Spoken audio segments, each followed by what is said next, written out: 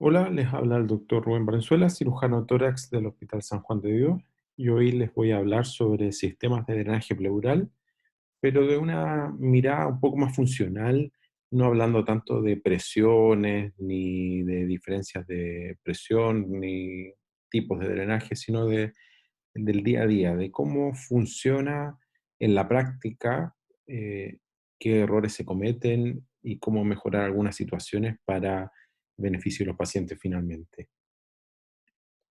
Primero, entender que un drenaje pleural va a ser cualquier elemento tubular que comunique la cavidad pleural con el exterior, con la función de drenar, expandir el pulmón y vigilar ante posibles sangrados y otras situaciones postoperatorias. ¿Qué características debe tener este tubo, no es cierto? Debe ser semirrígido. eh, Mientras más rígido, funciona mejor desde el punto de vista del drenaje, pero genera una importante incomodidad en los pacientes, por lo tanto deben ser solamente semirrígidos.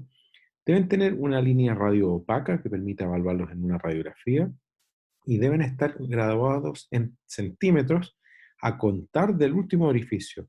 Eso es importante. Los drenajes pleurales se miden desde la última fenestración, no desde la punta, porque lo que nos interesa es que esta última fenestración esté efectivamente dentro del tórax y no en la pared. Los diámetros se miden en French, ¿cierto? Siendo lo más habitual 20, 24, 28, habiendo por supuesto otras medidas también. Pueden acompañarse de un conductor, que es esta punzón azul, ¿no es cierto?, que va en su interior, pero también existen sin este instrumento de instalación. La pleurostomía, entonces, va a ser cualquier procedimiento mínimamente invasivo, ¿no es cierto?, que consiste en la inserción percutánea de un drenaje pleural, con el objetivo de evacuar el contenido que exista en la cavidad pleural, por supuesto, sea este líquido o aire fundamentalmente.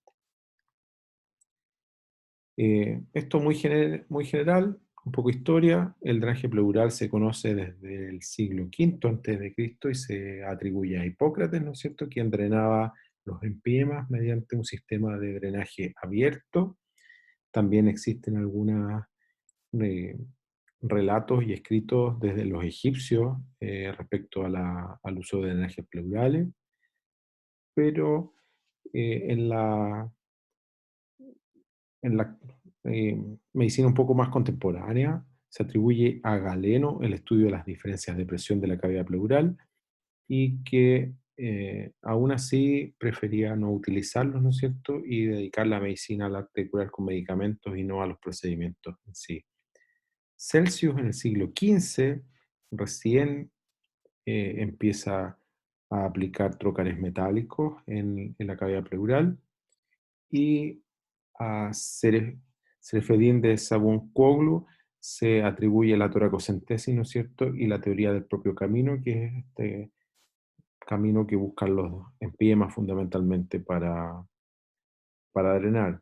Hay otros procedimientos como los tambores mayores o chupadores de herida, ¿no es cierto?, que en los campos de batalla drenaban los hemotórax fundamentalmente, eh, y recién en el siglo XX la- se crean los búnkers de Sauerbruch, que son unos búnkers que buscaban mantener la presión negativa en el tórax para mantener la expansión pulmonar.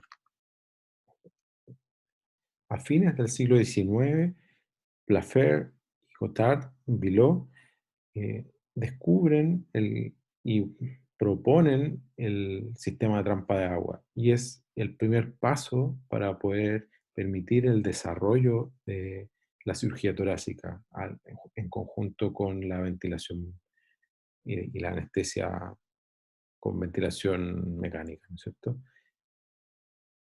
Y finalmente, en la Primera Guerra Mundial, se inicia y ya se sostenido el uso de los drenajes cerrados, y con esto los empimas redujeron su mortalidad de un 30% a alrededor de un 4%, que es lo que se maneja en la actualidad. Y posteriormente se han ido desarrollando algunos otros sistemas como las válvulas de Heimlich. Esto es lo más conocido, las botellas de Biló, ¿no es cierto? Que constan entre uno y 3 frascos generalmente, donde el paciente está conectado mediante un tubo pleural, ¿no es cierto?, a un frasco de reservorio que no participa del juego de presiones, ¿no es cierto?, lo que no es tan cierto, pero para efectos prácticos se enseña de esa forma. Y estas varillas que no están en contacto con el contenido, ¿no es cierto?, continúan a una trampa de agua, que es esta botella donde la varilla se sumerge en 2 centímetros de agua, esto nada más que por convención, en 2 centímetros de agua, y si era necesario se conectaba a un tercer frasco que era un control de presión de aspiración, donde hay una varilla sumergida en X cantidad de líquido y conectada al ambiente, y cada vez que la presión que uno le aplica desde el sistema de aspiración central supere la presión que genera esta distancia, uno va recién a saber a qué presión está aspirando todo el sistema completo. Esto es lo más clásico. Ahora, en la actualidad, todo eso, bueno, esto es un sistema comercial, ¿no es cierto?, de lo mismo. En la actualidad, todo eso se ha simplificado y se ha llevado a este elemento que está acá, que es lo que nosotros mayormente usamos, que es el Aquasil, que no, es solamente una marca de este tipo de drenaje. Hay otras marcas, de hecho, esto es una copia, el original es otro, eh, en que este, esta caja plástica contiene los tres elementos del drenaje. Un reservorio, ¿no es cierto?, que es la parte izquierda, una trampa de agua, que está en esta zona, y un sistema de control de aspiración. Pero también se han diseñado otros sistemas como este que está a la derecha, que es conocido como Synapi, y que su mecanismo de válvula no es una trampa de agua, sino que es una válvula de Heimlich. Vamos a ver qué significa eso. Otros sistemas de drenaje, esto es un sistema digital, uno de los primeros que apareció, hay varios más de otras marcas, el Topaz es el primero, que permite censar y medir presiones y flujos en forma digital. La verdad es que no tiene ninguna otra ventaja más que el chiche de que esto sea digital. Ahora, ¿cuándo y para qué instalamos un drenaje pleural? Perdón, cuando instalamos un drenaje pleural hay que responderse varias preguntas. Uno, ¿para qué? ¿No es cierto? ¿Cuál es la razón por la que yo necesito instalar un drenaje pleural?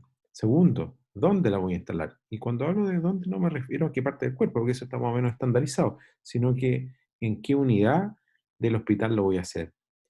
¿Cómo? ¿Qué técnica voy a ocupar? ¿Y cuál drenaje voy a instalar? Esas son cosas que uno debiese responder cuando se plantea instalar un drenaje pleural. La primera pregunta, ¿para qué? Lo primero que yo tengo que tener claro es que lo estoy instalando para remover un contenido, ¿no es cierto?, que puede ser líquido o aire de la cavidad pleural. Pero además lo estoy instalando para prevenir que exista reflujo en la cavidad. Porque yo podría poner un drenaje simple, como los que se ocupan en el abdomen, y podría lograr de igual forma el drenaje, pero no podría prevenir el reflujo de la cavidad. De igual forma, el evitar el reflujo permite que uno pueda lograr la reexpansión del pulmón, que pues, finalmente es lo más relevante. Y una vez reexpandido el pulmón, lograr restaurar la presión negativa a la cavidad pleural. Y con esto devolver la funcionalidad completa de la cavidad. Acá tenemos una imagen donde vemos un neumotórax derecho, ¿no es cierto?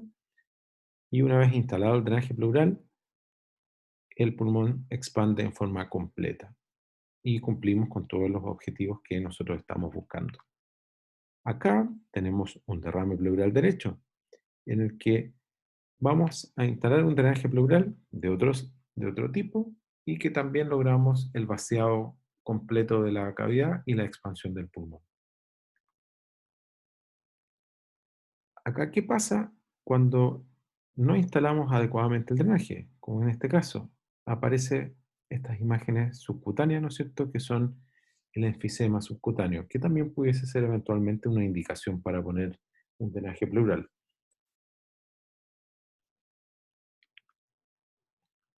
Ahora, ¿cuál drenaje debemos poner?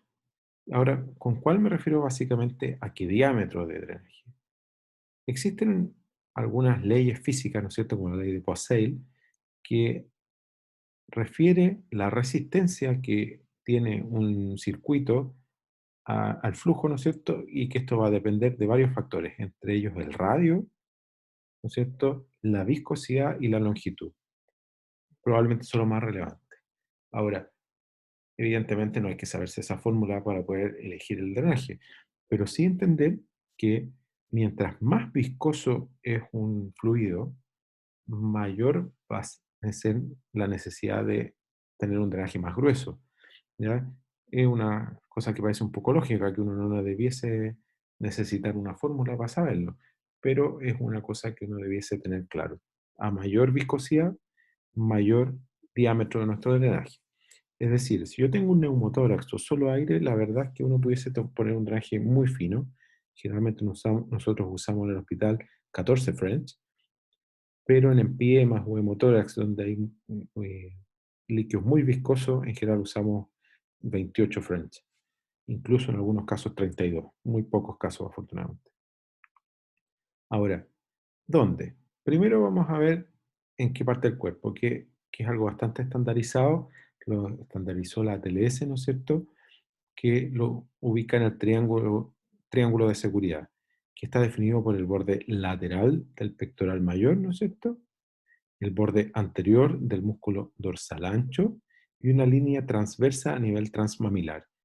Esto está definido así, básicamente, y en buen chileno para que uno no la embarre mucho, ¿ya? Es una zona relativamente desprovista de estructuras importantes, tiene muy pocas capas musculares, a diferencia del resto de la caja torácica, por lo tanto la posibilidad de causar daño es muy baja.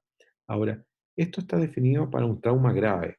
En general, en pacientes que no tienen una condición crítica o grave, uno debiese ser un poquito más dirigido en la instalación del drenaje y ponerlo de acuerdo a las imágenes que uno esté evaluando. Pero cuando uno está recién empezando, esto es una buena zona y la ideal para poner el drenaje. Esto es el triángulo de seguridad, ¿no es cierto? Otra cosa importante del dónde es en qué parte del espacio intercostal uno debe insertar el drenaje.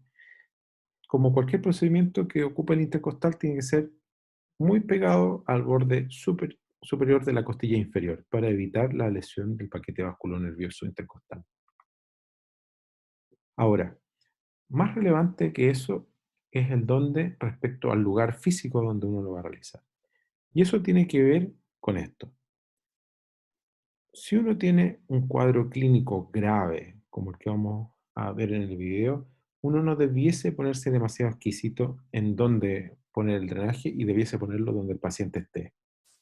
En condiciones de no urgencia, evidentemente el drenaje debiese ser puesto en pabellón o en una sala de procedimientos adecuadamente equipadas, con monitorización cardiovascular, ¿no es cierto?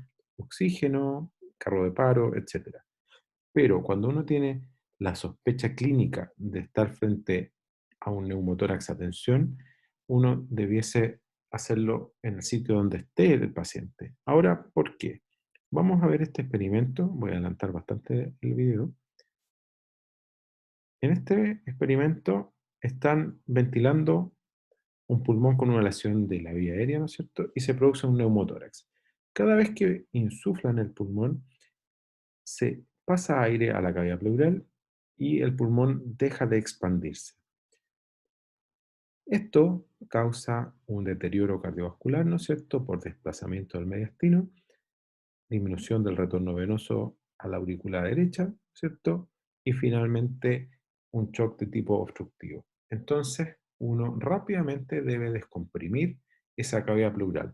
Y uno no puede demorar este procedimiento por no estar en el sitio que tiene definido para instalar los drenajes pleurales. Esto debe ser realizado inmediatamente donde esté el paciente. Acá ven cómo al abrir la cavidad pleural, rápidamente el pulmón retoma su expansión normal. Vamos a ver a continuación otro video que muestra más o menos lo mismo, pero mirado desde el interior. Acá ponemos una bránula en el segundo espacio intercostal, ¿no es cierto? Donde una vez instalada esta bránula, ¿no es cierto? El pulmón vuelve a expandir rápidamente. Entonces son situaciones que demuestran que el drenaje pleural en condiciones de urgencia debe ser instalado donde el paciente lo requiera y no esperar un traslado que pueda poner en riesgo la situación clínica del paciente. Ahora, ¿cómo se hace?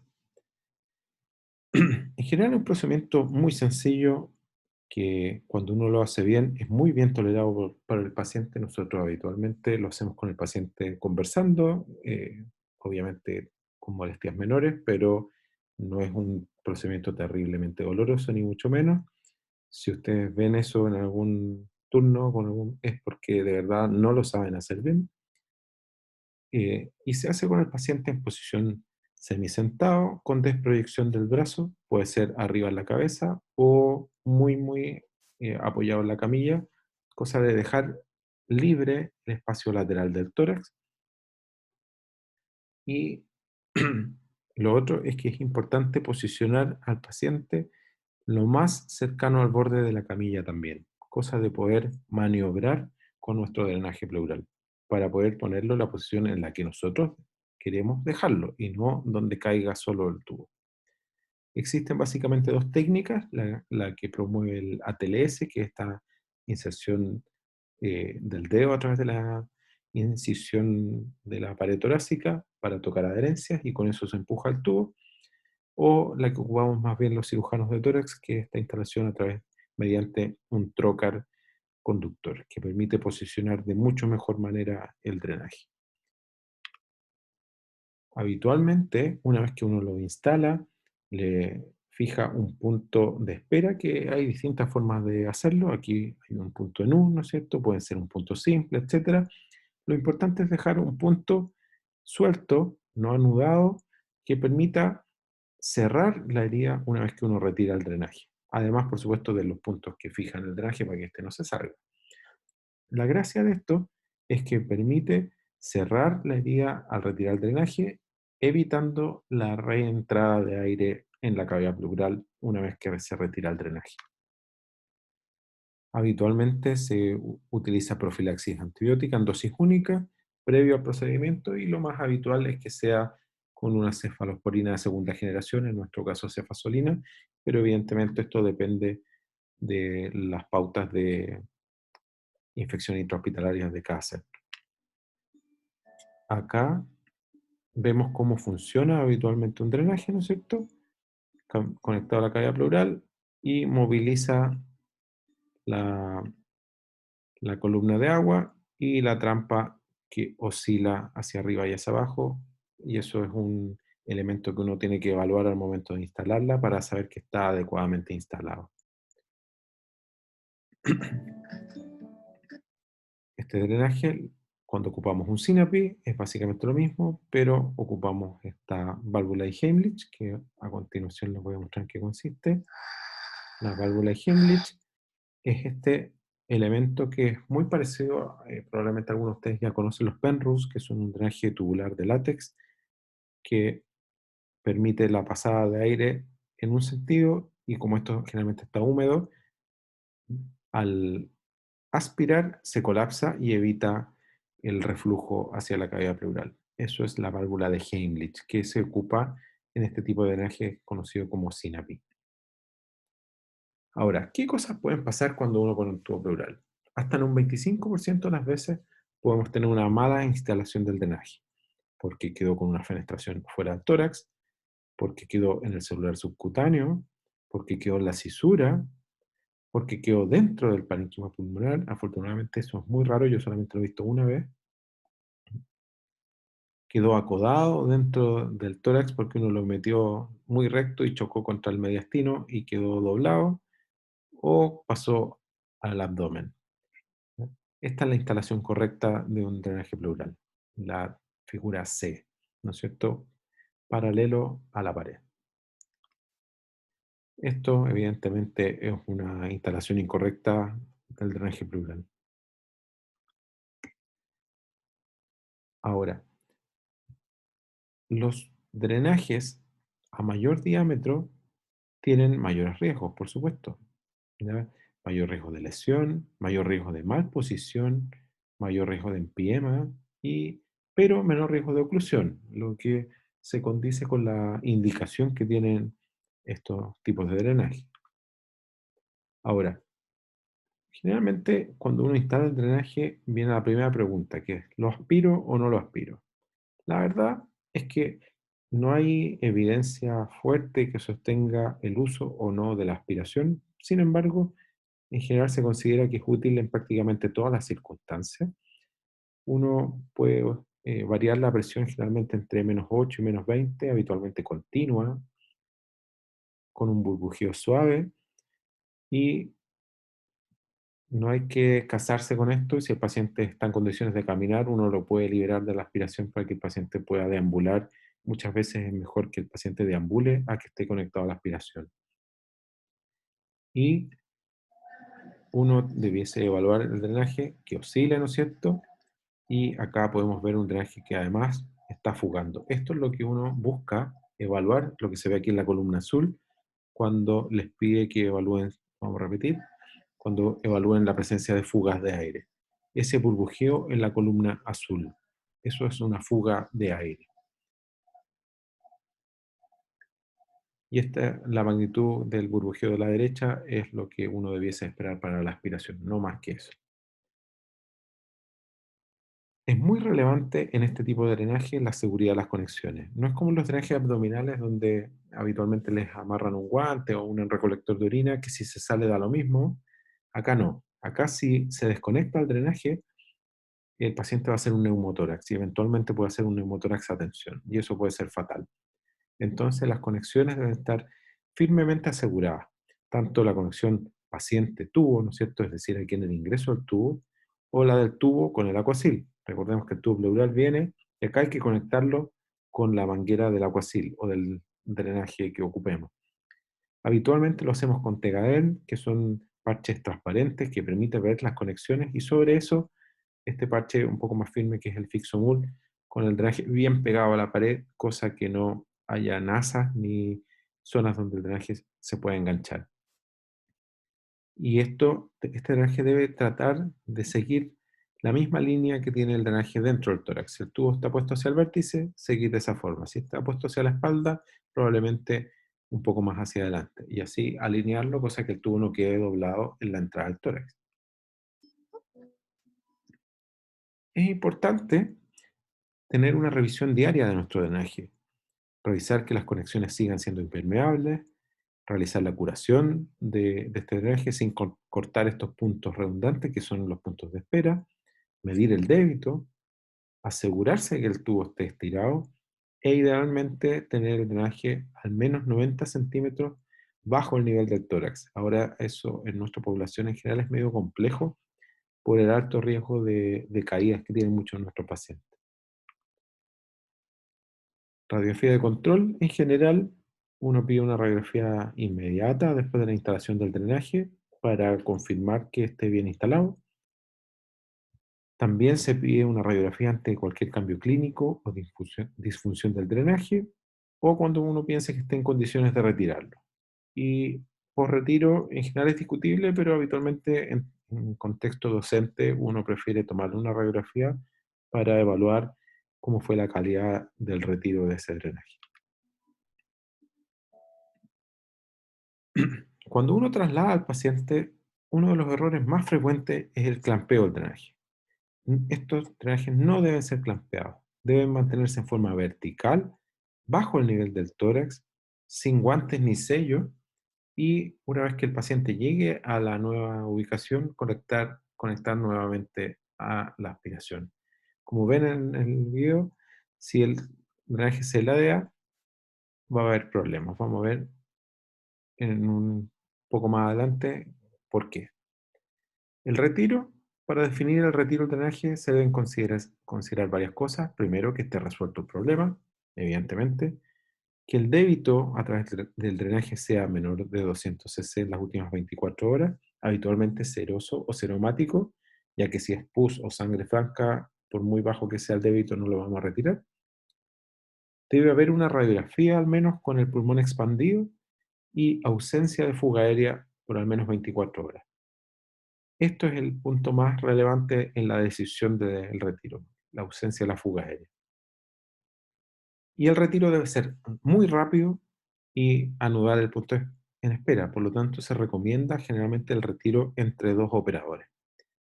En ventilación mecánica, la verdad es que existen trabajos que demuestran no haber un aumento de las complicaciones, pero la verdad es que la pregunta es si realmente es necesario retirar ese drenaje. En general, el retiro del drenaje nunca es una urgencia. ¿Qué hacer si el drenaje se desconecta? Esto es otra cosa práctica que es muy relevante. Primero, reconectarlo inmediatamente. No importa si la manguera se cayó al suelo, nada. Primero, reconectarlo. Después, uno evaluará si es necesario hacer un cambio del sistema de drenaje, reinstalar el drenaje, poner otro, etcétera. Evidentemente, una vez reconectado, tomar una radiografía de control para ver el impacto que causó esa desconexión y transitoriamente poner oxígeno suplementario a nuestro paciente. ¿Cómo cambiar un acuacil? Solo si está lleno o si está perdiendo la hermeticidad y obviamente ante indicación médica, siempre técnica estéril y uno clampea las mangueras solamente cuando esté listo para hacer el cambio y eso implica un clampeo que no va a tomar más de 5 segundos. Errores frecuentes, la instalación eh, de un drenaje con esta interposición y dejar suelto el drenaje que causa que uno se lo pueda tironear y se lo puedan sacar. Dar vuelta o levantar los drenajes que hace que exista reflujo hacia la cavidad. Eso es fundamental evitarlo porque eso aumenta el riesgo de infecciones. Interponer conexiones que no están diseñadas para el uso en el drenaje pleural. Hacer inventos para las conexiones. Por ejemplo, aquí está cortada la punta del acuacil. Esto nos pasa con algunos drenajes un poco finos o blandos que pueden torcerse, y esto es mal manejo de enfermería en general. Clampear los drenajes es un error que en verdad es capital. Nosotros nunca clampeamos los drenajes, salvo situaciones muy específicas. Dejar las mangueras acodadas dentro de las entre medio de las barandas, que pueden causar motoraxatención, y eso es potencialmente mortal. Otras formas en que hemos encontrado drenajes clampeados. Ahora, ¿por qué es importante el tema del clampeo? Por ejemplo, aquí lo clampearon para cambiarlo, ¿no es cierto? Sacaron un drenaje, lo desecharon, instalaron el nuevo y a alguien se le olvidó desclampear. Nuestro paciente se le colapsa el pulmón, ¿no es cierto? Aumenta el neumotórax, cae la saturación, hasta que alguien se recordó que había que desclampearlo. Entonces, eso es un error gravísimo, clampear un drenaje. Conectar directamente el drenaje a la aspiración central. Esta manguera celeste que se ve acá es la manguera de la aspiración central. Eso puede causar un descalabro hemodinámico, ruptura del pulmón e incluso de los grandes vasos o hemorragia masiva y muerte inmediata. Así que es algo que no pueden hacer. Tener la trampa de agua sin agua. Eh, Justamente la gracia de estos drenajes es que evitan el reflujo. Si uno no pone la trampa de agua, el reflujo va a existir sí o sí. Usar acuaciles que no están diseñados para esto. Por ejemplo, esto es un acuacil de cardiocirugía con dos conexiones. Si yo conecto el tubo pleural y dejo la otra conexión abierta, va a entrar aire y va a haber fuga de aire persistente. Ladear los drenajes. ¿Por qué no deben ladearse los drenajes? Si se ladean, se pierde la trampa de agua. Por lo tanto, otra vez, colapso pulmonar, desaturación y eventualmente el paciente puede caer en shock por una hematoraxatención y fallecer. ¿Ya? Así que, ojo, importante no ladear los drenajes. Porque también es importante no radiarlo, porque después viene el problema de cómo medimos el débito, porque se trasvasija de una columna a otra y después nadie sabe cuánto dio el drenaje. Usar esta tapita roja, nosotros habitualmente la botamos para evitar justamente esto. Esta tapita se ocupa cuando uno utiliza la cosil para drenar otras cosas que no sean el tórax y que permite que uno drene a presión atmosférica.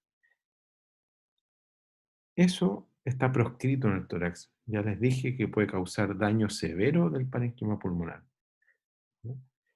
Entonces, en resumen, el manejo de los drenajes pleurales es algo que existe desde hace varios siglos, se ha ido perfeccionando. Actualmente el manejo con sistemas cerrados ha permitido mayor seguridad y menor tasa de empiema asociado al uso del drenaje. Este drenaje debe ser instalado idealmente en una sala de procedimientos o el pabellón, pero en cuadros graves uno no puede retrasar la instalación por no estar en el lugar ideal, y existen una serie de elementos que pueden inducir a error y causar problemas en el manejo, y todos estos detalles pueden impactar de mala manera en nuestro paciente. Entonces, eh, evidentemente, la instalación de drenajes pleurales es una habilidad que uno aprende en forma práctica, que uno no lo puede enseñar básicamente viendo videos. Así que espero que cuando puedan hacer las partes prácticas del internado, todos al menos hayan puesto un par de drenajes antes de terminar su rotación, ya que la instalación de drenajes pleurales, creo, debe ser una habilidad básica para cualquier médico general, no solamente para un cirujano ni un cirujano tórax. Así que espero que todos puedan poner antes de egresar de la carrera al menos un drenaje. Muchas gracias. Lo último, esto es cuando uno conecta a la aspiración central directo. Se colapsan las mangueras y empieza a sangrar en forma por lesión del parénquima. Eso creo que es la última, sí. Eso es la última. Muchas gracias, y espero que puedan aprovechar todos con la instalación de drenaje pleural en internado.